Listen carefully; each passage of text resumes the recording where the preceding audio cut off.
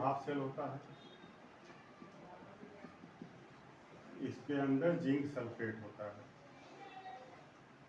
और जिंक का इलेक्ट्रोड होता है।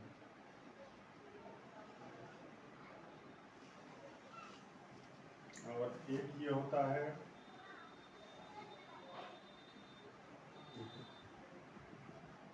इसमें कॉपर सल्फेट होता है, इसमें इलेक्ट्रोलाइट जो होता है वो कॉपर सल्फेट, और इसके अंदर कॉपर का रॉड डीप किया हुआ होता है। ठीक, अब इससे पहले सारी चीजें हमने बता दिया था। ये जिंक से ये, अच्छा इसके अंदर Zn आयन, जिंक आयन होंगे ना,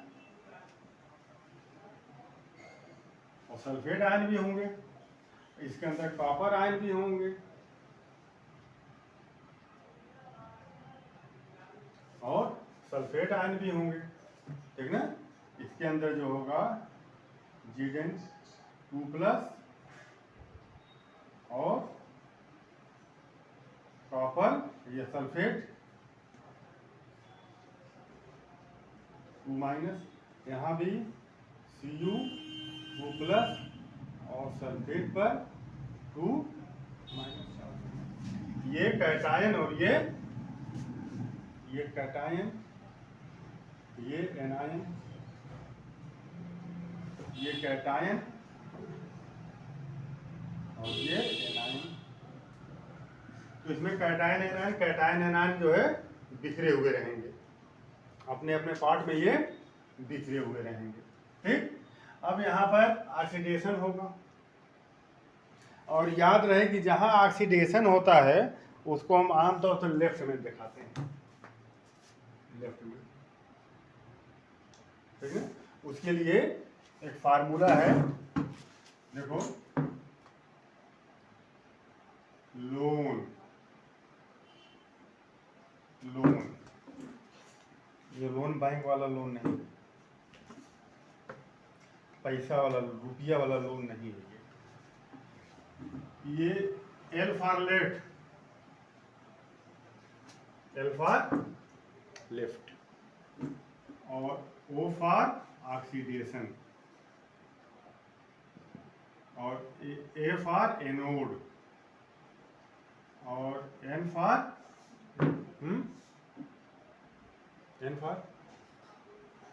बोलो निगेटिव, एन फॉर निगेटिव। जब आप सेल रिएक्शन लिखते हो, इसी का सेल रिएक्शन अगर आपको लिखना हो, इसका ऑक्सीडेशन हो रहा है, तो देखो Zn से Zn+2 में जा रहा है। ये साल्ट ब्रिज अभी हम लगाएंगे तो बताएंगे, ये साल्ट ब्रिज का ये सिंबल होता है। और कॉपर जो है रिड्यूज होता है, कॉपर रिड्यूज हो रहा है, ठीक ना। अब इसकी जो मोलरिटी यहाँ पर जो भी होगा, मान लो 0.1 है, m है, यहाँ ये मान लो 0.1 m है, यहाँ पर हम लिख देते हैं। तो देखो लोन मीन लेफ्ट में वो लिखते हैं जहां ऑक्सीडेशन होता है, लेफ्ट में उसको लिखते हैं जहां ऑक्सीडेशन होता है। तो जिंक ऑक्सीडाइज हो रहा है तो लेफ्ट में हम जिंक को दिखाएंगे, ठीक। और जहां ऑक्सीडेशन होता है वो एनोड कहलाता है, तो ये एनोड हो गया, ठीक। और एनोड पर, और एनोड जो इलेक्ट्रोड, जो एनोड होता है वो निगेटिव होता है, एनोड जो होता है वो निगेटिव होता है। तो ये लोन से बात समझ में आई। लेफ्ट में ये जो आपके, ये जो इक्वेशन जो आप दिखा रहे हैं, ये जो रिप्रेजेंटेशन इसका दिखा रहे हैं, लेफ्ट में एनोड है, एनोड वो होता है जिस पर ऑक्सीडेशन होता है ना। ये लेफ्ट में जहां ऑक्सीडेशन होता है उसको लेफ्ट में लिखते हैं, यहाँ ऑक्सीडेशन हो रहा है इसको लेफ्ट में लिख रहे हैं, और जहां ऑक्सीडेशन होता है उसे एनोड कहते हैं, और एनोड निगेटिव होता है। अब इसको आप इसी का अपोजिट आप लगा दीजिए कैथोड के लिए, है ना। जहां रिडक्शन होगा तो यहाँ रिडक्शन हो जाएगा, यहाँ राइट हो जाएगा, यहाँ कैथोड हो जाएगा, यहाँ पॉजिटिव हो जाएगा। अब उसको बनाने की जरूरत नहीं है, एक बस जान लो।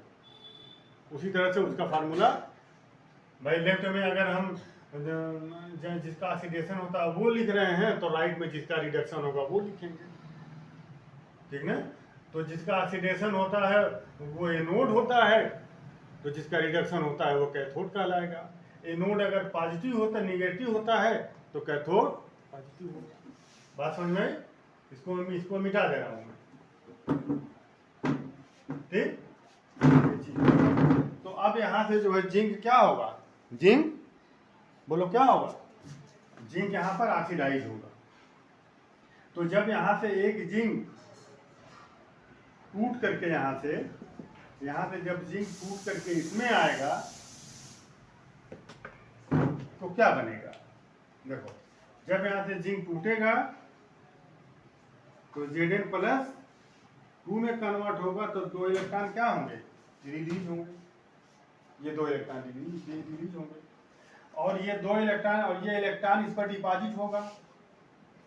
तो इलेक्ट्रॉन पर जो कि निगेटिव चार्ज होता है यहाँ डिपॉजिट होगा, इसलिए ये इलेक्ट्रोड निगेटिव कहलाएगा। ये एनोड हो गया, ये एनोड हो गया और ये कैथोड हो गया। यहाँ ऑक्सीडेशन हो रहा है, यहाँ रिडक्शन हो रहा है। देखो यहाँ पर अगर हम इसको जोड़ दें ऐसे तो ये जो 2 इलेक्ट्रॉन फ्री हुआ है, ये 2 इलेक्ट्रॉन यहाँ से आएगा। यहाँ जब ये यहाँ आएगा तो यहाँ कॉपर आयन के फॉर्म में यहाँ है। इसको क्या चाहिए, इसके ऊपर 2 प्लस चार्ज है, इसके ऊपर 2 प्लस चार्ज है, तो ये अपना चार्ज हटाना चाहेगा। कोई भी स्पीशीज अपना ऊपर चार्ज बर्दाश्त नहीं करती है, वो हटाना चाहेगा। तो 2 इलेक्ट्रॉन जब ये आएगा इधर यहाँ तो कॉपर क्या करेगा, 2 इलेक्ट्रॉन कॉपर आयन ले लेगा और ले करके रिड्यूस हो जाएगा कॉपर सॉलिड में। ये एक्वियस है और ये एक्वियस है और ये सॉलिड है, ठीक। तो अगर ये नेट रिएक्शन अगर आप देखें, नेट रिएक्शन तो यहाँ 2 इलेक्ट्रॉन राइट में, यहाँ 2 इलेक्ट्रॉन लेफ्ट में।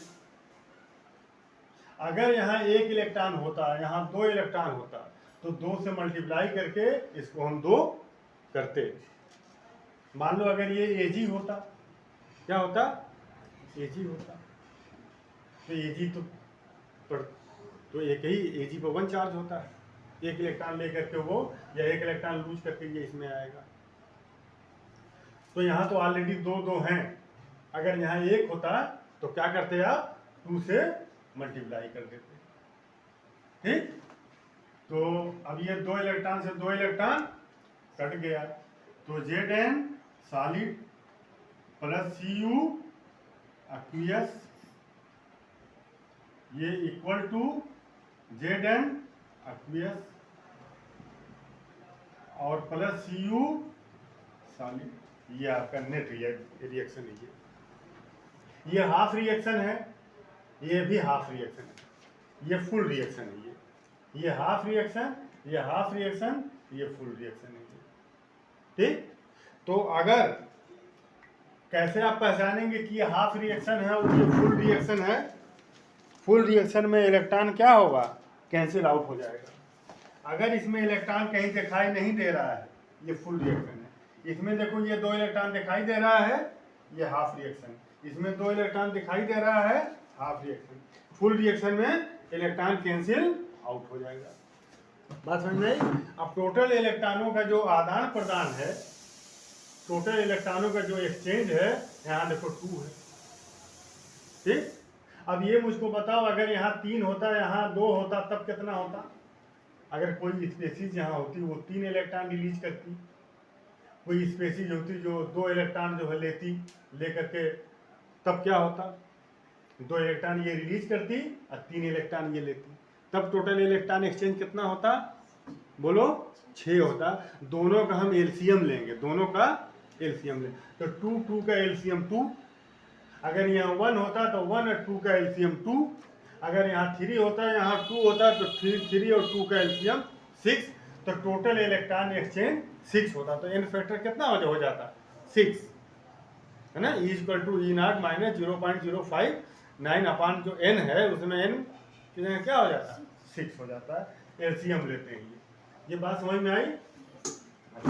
अब उसके बाद देखो इलेक्ट्रॉन यहाँ चलेगा, इलेक्ट्रॉन यहाँ चल रहा है तो कंटिन्यूअसली ये ब्रेक होते जाएंगे, Zn+2 में कन्वर्ट होता जाएगा, इलेक्ट्रॉन जो है रिलीज करता जाएगा और यहाँ से इलेक्ट्रॉन कॉपर को आयन को मिलेंगे और कॉपर।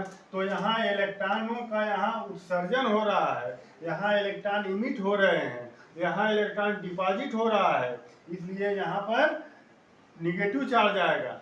जहाँ इलेक्ट्रॉन कंज्यूम होगा उस पर पॉजिटिव चार्ज आएगा। तो ये निगेटिव हो गया और ये पॉजिटिव हो गया। बात समझ में आई। तो इलेक्ट्रॉन तो फ्लो हो रहा है, लिख लो, इलेक्ट्रॉन तो फ्लो हो रहा है, मगर करंट कैसे बहेगा। करंट हमेशा क्लोज सर्किट में बहती है। करंट कैसे बहती है, क्लोज सर्किट। तो ये सर्किट ये क्लोज तो है नहीं, नहीं है। तो अब यहाँ पर एक साल्ट ब्रिज लगाते हैं, साल्ट ब्रिज लगाते हैं। यहाँ कॉटन होता है, यहाँ भी कॉटन होता है, इसको हम कहते हैं साल्ट ब्रिज। ये साल्ट ब्रिज है। अब ये साल्ट ब्रिज क्या करता है, इंटरनल सर्किट को इसने पूरा कर दिया, ठीक। तो अब इलेक्ट्रॉन कैसे फ्लो हो रहा है, इलेक्ट्रॉन देखो ऐसे फ्लो हो रहा है, देखो यहाँ इलेक्ट्रॉन ऐसे फ्लो हो रहा है। तो करंट इलेक्ट्रॉन के अपोजिट डायरेक्शन में चलती है, तो करंट का डायरेक्शन आपका ये हो गया, करंट का डायरेक्शन ये हो गया। करंट ऐसे फ्लो होगी, ऐसे फ्लो होगा। बात समझ में।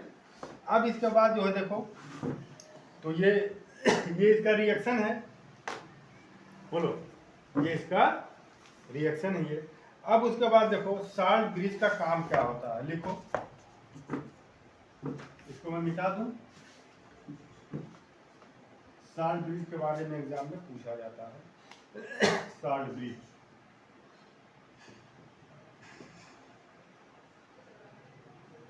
साल्ट ब्रिज क्या होता है। Salt bridge is U shape tube,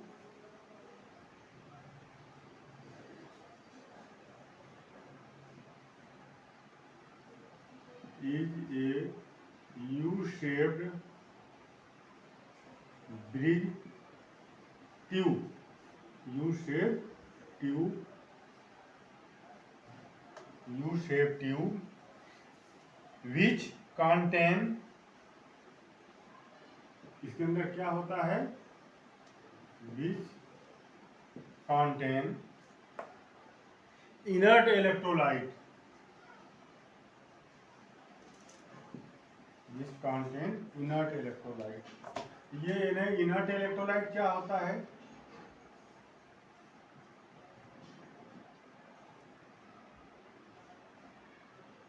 inert electrolyte. Inert electrolyte वो केमिकल रिएक्शन में, वो सेल के अंदर जो केमिकल रिएक्शन होता है उसको वो अफेक्ट नहीं करेगा, उसको प्रभावित नहीं करेगा, इनर्ट इलेक्ट्रोलाइट होता है। बात समझ में आई। इन द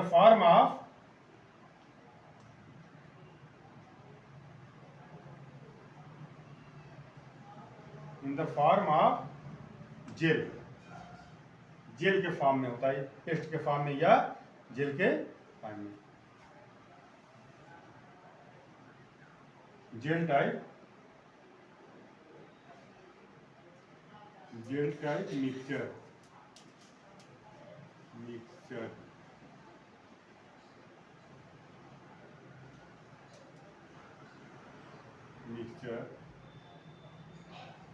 और उस मिक्सचर का नाम क्या होता है पता है, अगर मिक्सचर में क्या होता है, अगर ये होता है प्लस KCl, ये पेस्ट के फॉर्म में होता है, ये पेस्ट के फॉर्म में होता है पोटेशियम क्लोराइड। और अगर का पेस्ट इसके अंदर भरा रहता है। इसके दोनों ये जो इसका ओर है, जो माउथ है, इस पर कॉटन टेप लगा देते हैं, लगाएंगे ना कॉटन टेप, ताकि वो मिक्सचर जो पेस्ट है वो इसके अंदर ना आए, ठीक ना। अब इसके बाद इसका फंक्शन क्या होता है। पहला फंक्शन तो ये होता है कि ये इनर्ट सर्किट को पूरा करता है, ये इनर्ट सर्किट को पूरा करता है। करंट कैसे बहेगी, सर्किट करंट हमेशा क्लोज पाथ में बहता है ना, तो इसमें जो करंट फ्लो होगा तो पाथ क्लोज होना चाहिए कि नहीं होना चाहिए, होना चाहिए। तो ये इनर्ट, ये जो साल्ट ब्रिज होता है, पहला तो इसका काम ये है, ये क्या करता है, इनर सर्किट को ये पूरा करता है, कंप्लीट करता है, ठीक। तो लिखो फंक्शन ऑफ इसके function.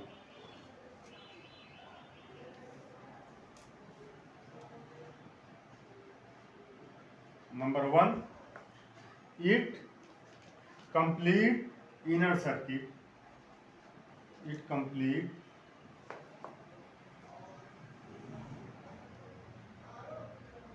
Inner circuit, it complete inner circuit आपसे। देखो इसको आउटर सर्किट कहते हैं। यहाँ देखो ये जो ऊपर जो ये लगाया गया है कंडक्टर, ये आउटर सर्किट है और ये इनर सर्किट है, ये आउटर सर्किट है, ये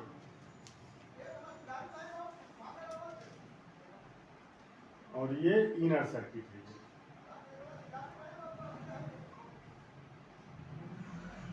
ये इनर सर्किट है। तो ये इनर सर्किट को वो कंप्लीट करता है ताकि करंट उसमें फ्लो हो। दूसरा देखो, it maintain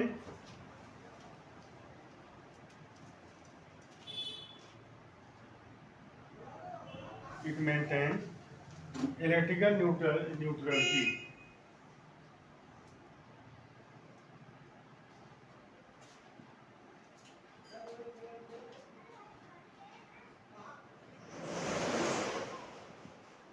neutrality, in both compartment,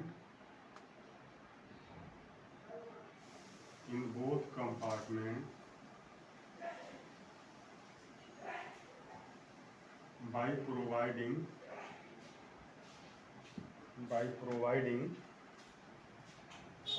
oppositely charged ions,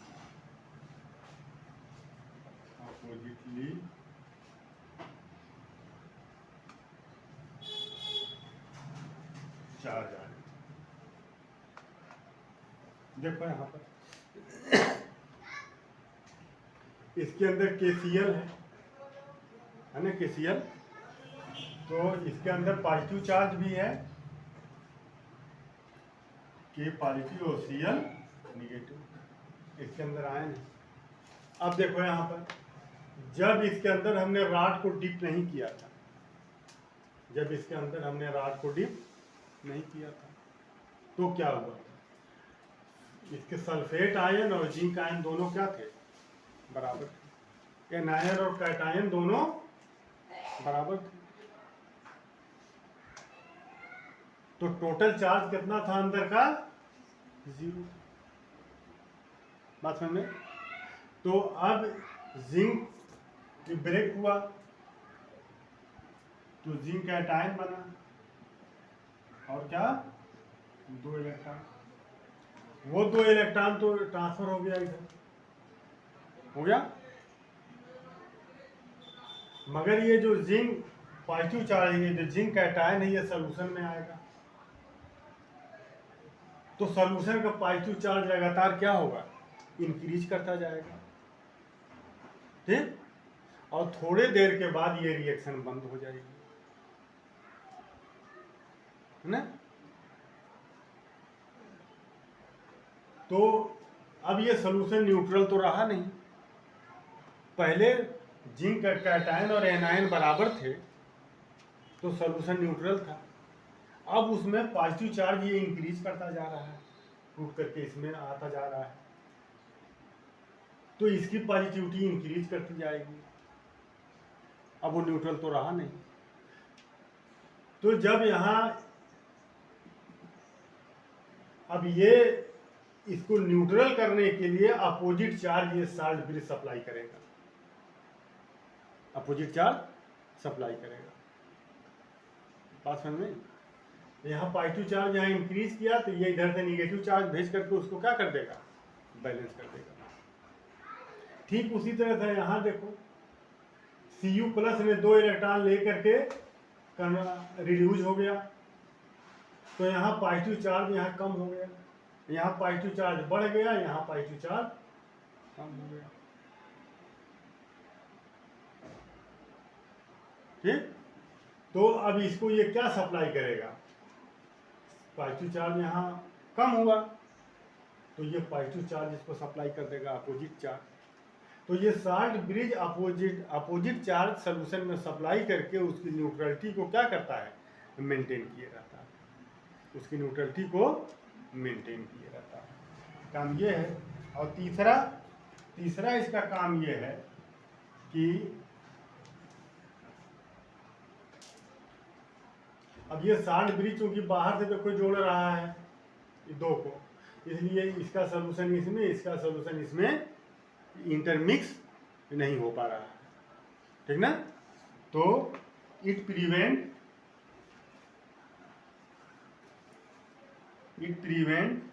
the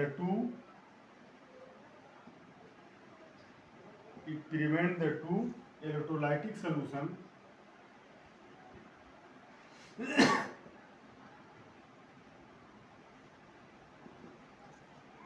for mixing.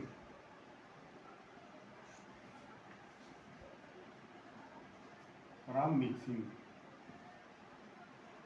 दो इलेक्ट्रोलाइटिक सॉल्यूशन को मिक्स होने से ये बचा लेता है।